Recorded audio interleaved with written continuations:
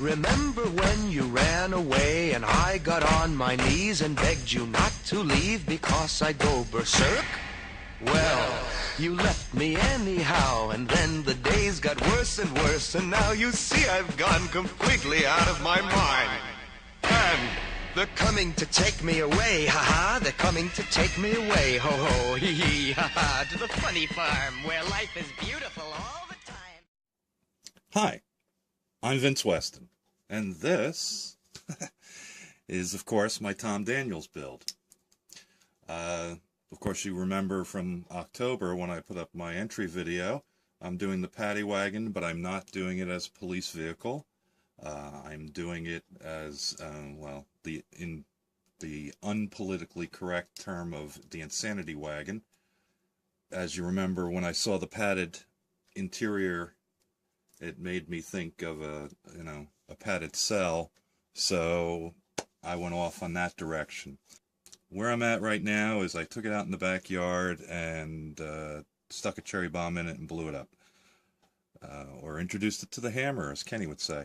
No, but actually, I'm building this a little different because of the body and everything being just flat panels, that I decided I was going to do all the painting and then start the assembly. And I'm pretty much done with the painting, thank goodness. There's still a little bit to be done, and I still have to clear coat over my decals. But this is entirely a study in white and gray, with one exception of this. All done in craft acrylics, as you know. Is the satin white. This is honey brown, which I used on one piece that I'm cheating on, and I'll show you that to you in a minute. Charcoal, and I can't read with these glasses on. Rainy day. This is granite. Excuse me, Vern. Cable knit. And let's see, that's pewter. And that's the 7 colors I've used. And actually, I wanted the interior pleatings to be a lighter shade of gray. We'll see how well that comes out. All right, there we are. So I actually mixed 50-50 of white and one of the grays to get that color. The engine is here. I haven't, this was about the only pieces I've put together. You'll notice the block and the pan, that's, which one is it? That's the pewter gray. And I put in the freeze blocks with a lighter color just for some contrast in there. And of course the top scoops are in white. And basically that's the entire colors. It's white and gray. And actually the hose, oops, there we are. The hose is charcoal, not black. So that's the engine. Let's see. I did the floor in a dark gray on both sides. And then pretty much the rest is white majorly. The seat, the driver's seat, that's granite gray. It's got kind of a blue to it, which I don't know how well that would show up, but it's got a slight blue tinge to it. And then, of course, my cheat color. The back benches, I just couldn't see making them gray, so I did the honey brown, and then some other mixing of a little bit of another brown for a little bit of a contrast, and covered it all in Tamiya clear yellow, and then of course put some future on it for some glow. And I actually even took a pencil and tried to highlight the individual boards as shadows. I think you can see that. So that was my cheat of studying gray. And of course there's silver. This is the stanchions for the front seat. Oops. Yeah, clumsy. And they are actually silver. I think that's actually Tester's chrome trim from Model Masters. And then, let's see. Oh, the balls I did in a gray and put some Future on it to get them nice and shiny. And then one of my little slight giggles is that it says Madhouse instead of Police. So, and the shifter, the star I knew wasn't going to work. So I took the Pilot from my last build, the Stinson build. He's 1/48. Let's see. Can I get him to focus?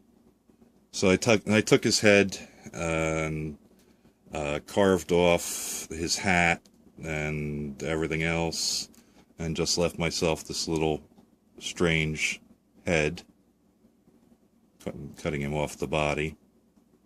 Maybe that'll focus a little better. So he'll be on top of the shifter. Head shrinkers, you know. Let's see. Oh, let's talk about the grill. Of course, as you know, the grill of the paddy wagon has fuzz across it in 1912, and of course I knew that I couldn't use that. So, oh, here it is. Matter of fact, it was kind of like that, and I drilled it out all the way around, and then cut it out, sanded it, cleaned it up, and made myself my own radiator. This is actually 4 layers of window screen, shifted slightly in both directions to give me something that's slightly opaque but still see-through, just for something a little different.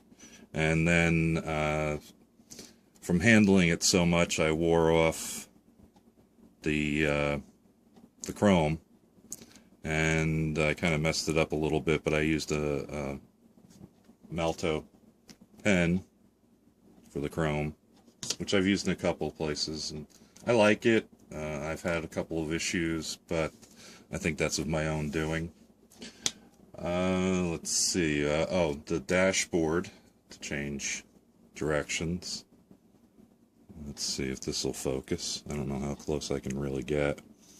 Of course, it's got the floor color, then of course the padded color, and in my travels in the last several months, I discovered I had a PE piece for the gauges. That's the word I was looking for, and it was actually an exact match to what was there. 1 large and 4 small for the speedometer, and of course it has a back plate, so I've put that together and put that on to give that something a little bit more than just the gauges sitting there.